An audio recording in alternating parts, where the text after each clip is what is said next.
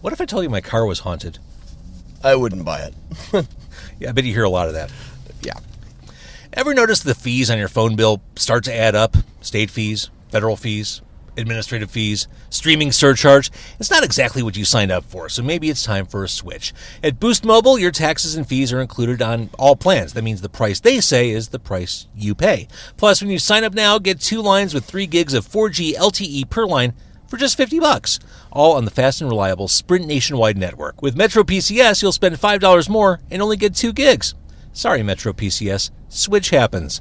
Boost makes it easy to switch, and switching makes it easy to save. Stop by a Boost Mobile store today. There you go. That's the opener right there, Adam. You feeling good about this? I like this, yeah. You ready to eat pizza in a car? Let's do it, yeah.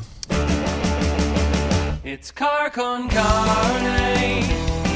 Let's eat in the car. It's car con carne.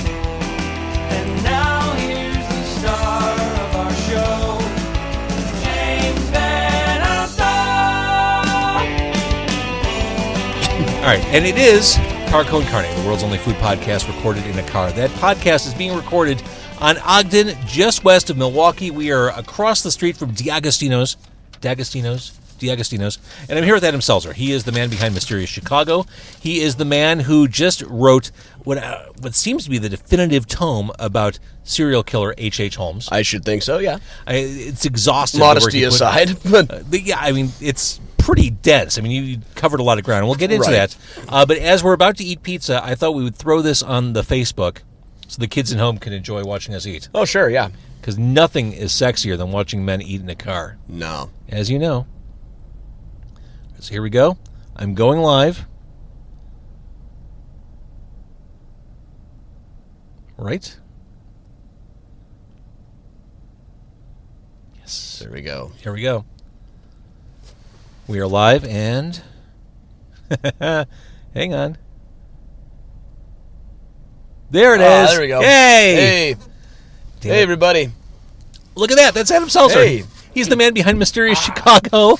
The guy who just wrote what may very well be the definitive tome about serial killer H.H. Holmes. Mm-hmm. We are outside D'Agostino's on Ogden Avenue. A classic. Look what we have here. Giant slices of pizza. I mean, these are huge. Yeah. It's like $4.50 for this. This is a full meal right here. Right in my neighborhood. Right in your neighborhood. So, where to start with you? I'm going to make you eat and talk while on camera and microphone. All right. It feels good, doesn't Try it? not to bump the microphone too much. Worst things have happened here. Okay. That's good pizza, Adam Selzer of Mysterious Chicago. Yeah. All right, let's talk. I guess let's start with the ghost tours. Sure. That's how I first became aware of you. I've been doing ghost tours in Chicago for over 10 years now. The question you always get asked, do you believe? Depends on what counts as a ghost, I guess. I mean, I don't really think like a translucent version of you flies out of your nose the minute you die and then like starts rattling chains around. Okay. I've seen some pretty weird stuff. I just wouldn't necessarily swear in front of a panel of scientists that it was really a dead guy. What weird things have you seen? I've heard pianos play themselves. Not like a whole sonata, but, more than a piano ought to be able to play itself. I've seen people you thought you saw there for a second, then all of a sudden they weren't there anymore. Stuff like that. Well, I tell you, man, the worst wasn't even on a tour. It was when I was out driving for Lyft one time. In the wintertime, it's kind of slow for tours. We should have done this in your Lyft. Yeah, probably so, yeah. Because, I always had like a secret dream of being a cab driver, My ultimate fantasy is... Isn't that every boy's fantasy? Oh, yeah, I always wanted to be a character in a Tom Waits song, Saying, where to, Mac? Pretty much. Where to, Mac? I've literally said, where to, Mac, many times. But there's one time, this woman got into my car in Rogers Park, and along with her got in this guy who looked like Pedro from Napoleon Dynamite. Okay, perfect. And, I was like, where to, Mac? And, it comes up on their screen, so it doesn't really help. So it was like, drove into an address in Ravenswood. I was just talking, so you guys live in Ravenswood, you like it down there? We drove right by Rose Hill Cemetery, so I was talking about that a little bit, because I do tours there, too. And then she got out of the car in Ravenswood, and nobody else did. And I was like, wasn't there some guy who looked like Pedro? And she was like, no, I wonder why you kept saying you guys. Stop it. Then I remembered we had gone by Rose Hill Cemetery. So that's our newest ghost in Chicago now, is Rose Hill Pedro. After that, I went home.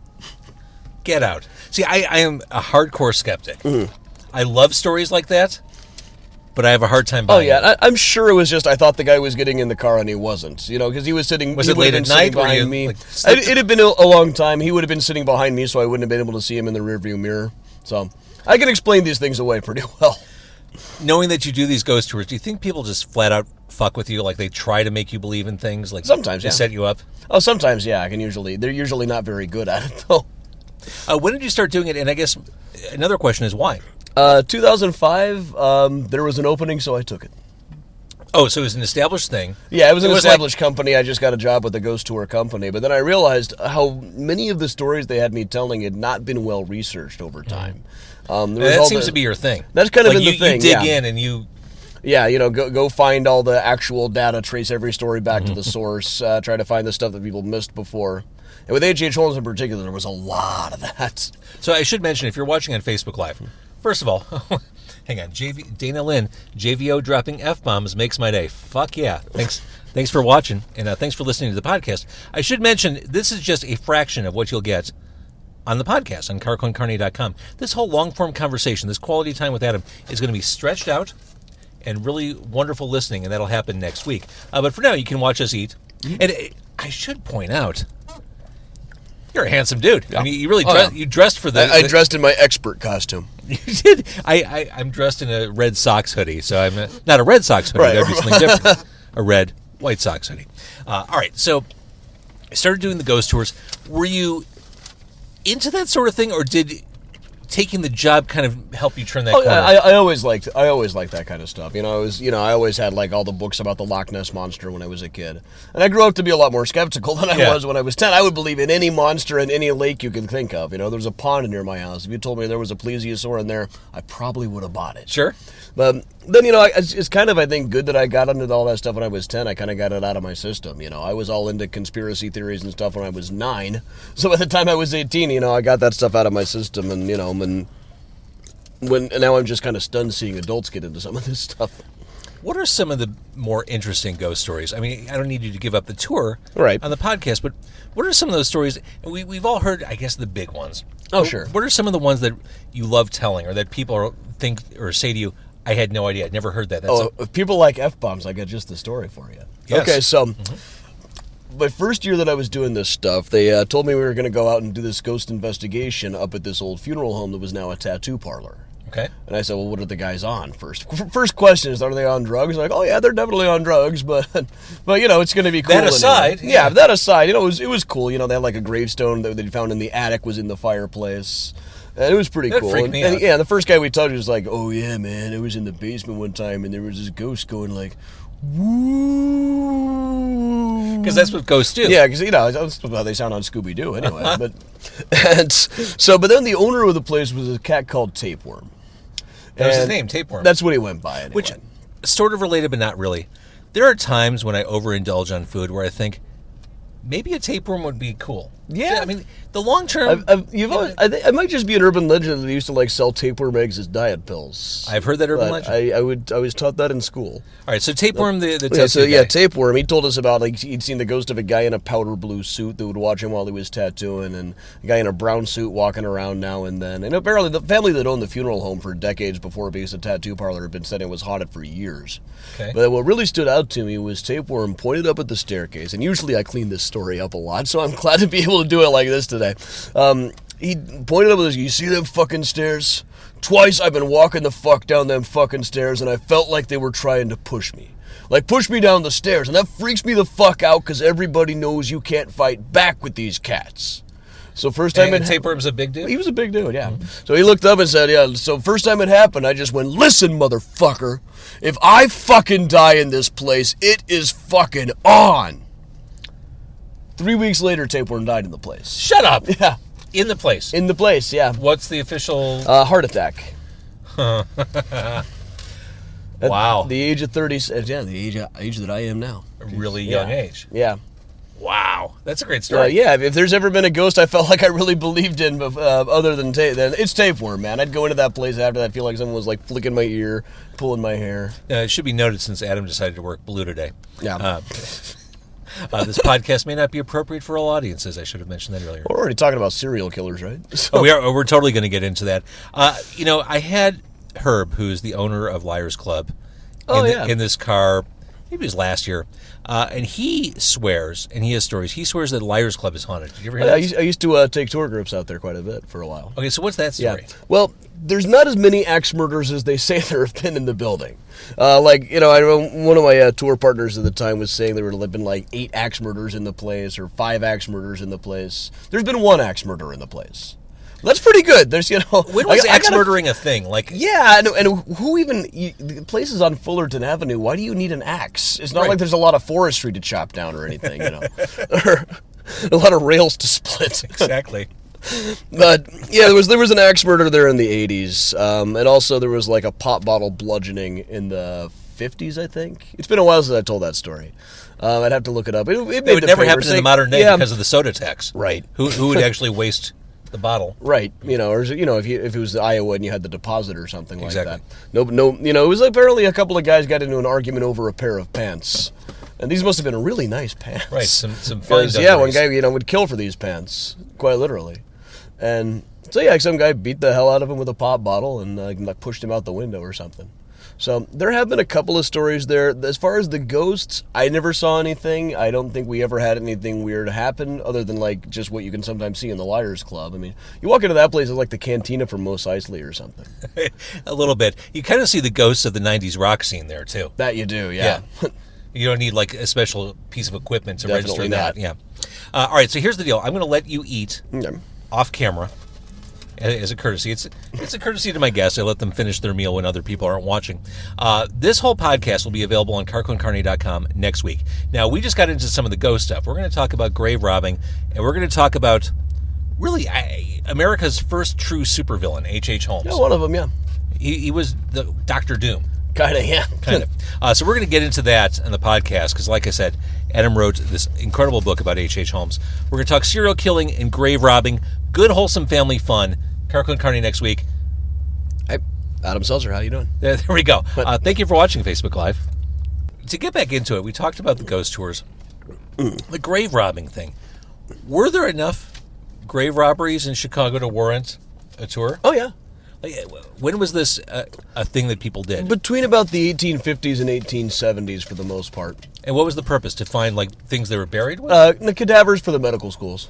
Really? Yeah. So this is true like Frankenstein stuff? Oh, yeah. All the medical schools had figured out that you cannot train a new doctor without giving him dead bodies to practice on. But nobody donated their body to science in those days. So right, they didn't have their driver's license with the box checked or whatever. Right. Wow, so actual medical students, or were there universities doing this? A lot of times the colleges did get involved. A lot of times it was actually people from the college doing it, or sometimes they'd hire somebody out to do it.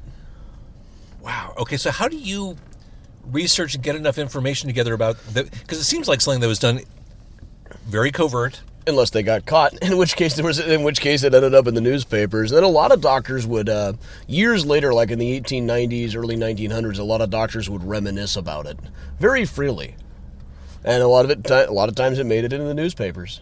And were there some graves that were easier to rob than others? Yeah, the ones in the Potter's Field were generally the easiest. The place where they bury the unclean bodies in unmarked graves.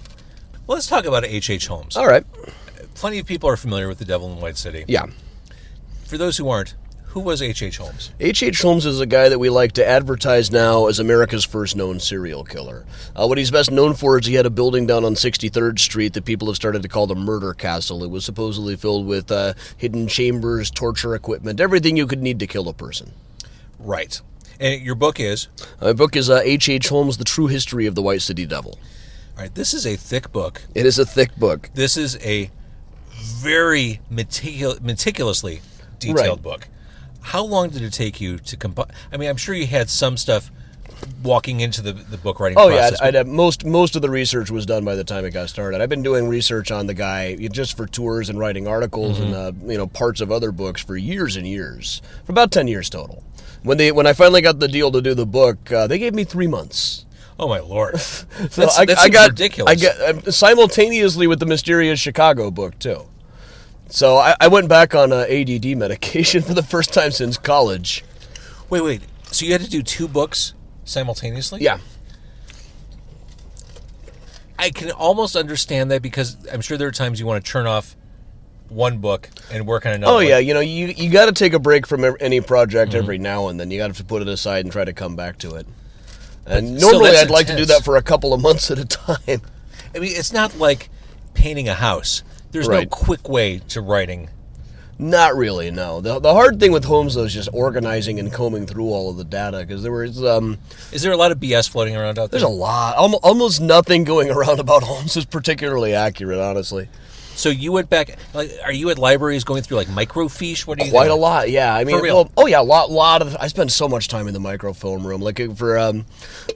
The Chicago Tribune and the Chicago Daily Inter-Ocean from Holmes's era have been digitized. Those I can get on the computer. But there's still the Chicago Record, the Chicago Daily News, the Chicago Times-Herald, the Chicago Mail, the Chicago Post, Chicago Journal. No, the Chicago Journal might have come later. A lot of other Chicago papers in any case. Damn. All to go through. And each paper kind of had their own personality, and you can see the different angles they each took in covering the paper.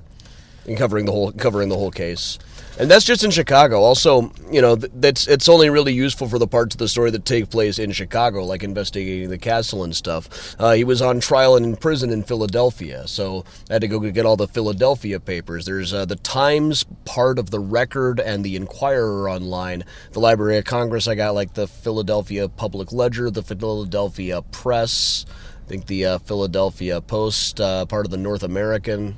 A lot of different Philadelphia papers. The Philadelphia papers would steal letters out of his prison cell and publish them. So there's a terrific letter from his wife that was really, really illuminating, and helped clarify a couple of details that we'd kind of guessed about her. Well, and this kind of leads to a question I wanted to ask. After doing all this research, after really kind of working at getting in the head of this guy for as long as you have, What made him tick? What was he all about? I've never been able to figure out what was going on in the guy's head. I feel like he liked to kind of manipulate people and toy with people. Which is sociopathology. Pretty much, yeah. Yeah, he was, he was a swindler first and foremost. And you had, I found in the legal archives here in Chicago, and the legal archives are really fun. Where are those? Those are in the Daily Center. Okay. Go up to the 11th floor, and what they got is microfilm reels at first, but they go through and it's got the names of the defendants and all the lawsuits. And the trick with Holmes is he usually puts somebody else's name on top, so you have to know all the names of the peripheral characters, and his mother-in-law came up a lot. This is investigative journalism. Yeah, pretty much. Because then you find the number of the cases, then a week later they bring you a box of crumbling old Victorian paperwork, and some of his lawyers had just the worst handwriting ever. One of them, I love it when there's a case with Edward Maher, one of his lawyers. I love it when there's an Edward Maher case. That guy had such legible penmanship. Makes it so much easier for me. As you're researching this stuff, do you wonder how much else is buried in legal vaults all across America? How many other stories? Sure. I mean, there's probably stuff on him in the legal vault someplace down in Fort Worth where he was for a while. In fact, I'm sure there's quite a bit of stuff in Fort Worth that I didn't have time to get to. Possibly some in St. Louis as well. So his reputation is well earned. Up to a point. I mean, we say that he tortured and killed 200 people. My high estimate would be about a dozen. Which still makes him a bad dude. It's still pretty bad, yeah. It's plenty. So the way you described the murder castle, it sounded like you were describing it with a trace of skepticism or cynicism. Yeah, a lot of that came, we tend to blame sensationalized journalists for this thing. The police were just as to blame. We had this new police chief at the time of the Holmes case. The police officer was not a profession in those days. There was no academy. There was no civil service exam. The new police chief was a guy whose previous job had been selling animal feed. He had no police experience, no legal training, no forensics training, nothing in criminology. The new mayor just liked the cut of his jib, so he made him chief of police. And 3 months later, they start the investigation of the Holmes Castle. They'd found out that Holmes had killed a couple of people elsewhere in the country. He also had this weird building on 63rd Street that was supposedly full of hidden rooms, because he'd been wallpapering over doors to hide stolen furniture. Mm-hmm. And, they did find there were a couple of, secret chambers in there, but it was, not so secret that everybody who worked there didn't know about them. Okay. A lot of the stuff we hear about, torture equipment, nobody said anything about that till, the 1940s. So, yeah, because all the stories we hear, and it's probably all apocryphal, is he had different construction crews come in at different times, working different days, who are all independent of one another so that no one Knew all the secrets. It's a little exact. He did do stuff like that. A lot of times, especially either the crew wouldn't get paid, or more likely the company that provided them wouldn't get paid. Mm-hmm. It's like most of the people who did the carpentry on the first 2 floors, we've got all the receipts. They're all in the legal archives. We know that the workers got paid. But the reason we know that is because he never paid the company. Like Aetna Iron and Steel never got their money. They paid all the workers got paid, but their bosses didn't. So what have you learned about Chicago? Because as you're doing all this research into Holmes, you're getting a profile of the city. At the time, yeah. There was kind of a Wild West aspect to the city in those days. That I think Which is seems kind of fair, because endured, south of here, it was the Wild West. Right. Just, west of here, 50 years before that, west of here was the kind of wilderness we can barely even imagine anymore. Right.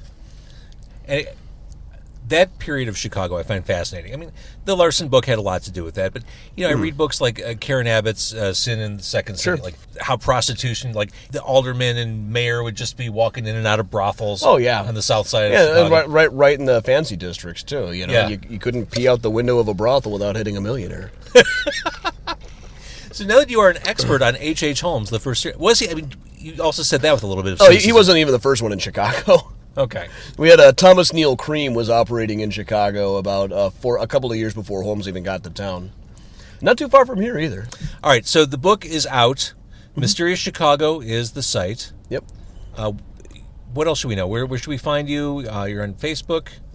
Yeah, you can try Mysterious Chicago will link you to everything. If you just go to adamchicago.com, that'll link you to most of my stuff. Everything other than like the band. The band? Yeah.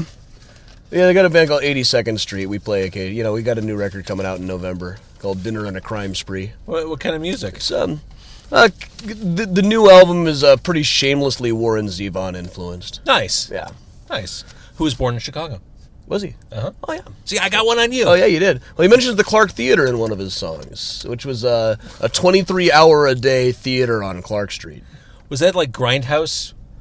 They would do like a different double feature every night, and it was usually something random, like Dracula on the double bill with some foreign film from Iceland. I do want to say before we leave, the social media message of the week, courtesy of Boost Mobile, it comes from Carl Meyer. Last week's show was with Dennis from 88 Fingers Louie, lead singer of 88 Fingers Louie, and I mentioned online that after recording the show, I took Dennis home. I dropped him off. That sounds weird. I dropped him off at his place. On our way there, going up, it was Fullerton maybe, we happened to drive by just as the police discovered a body. Welcome to Chicago.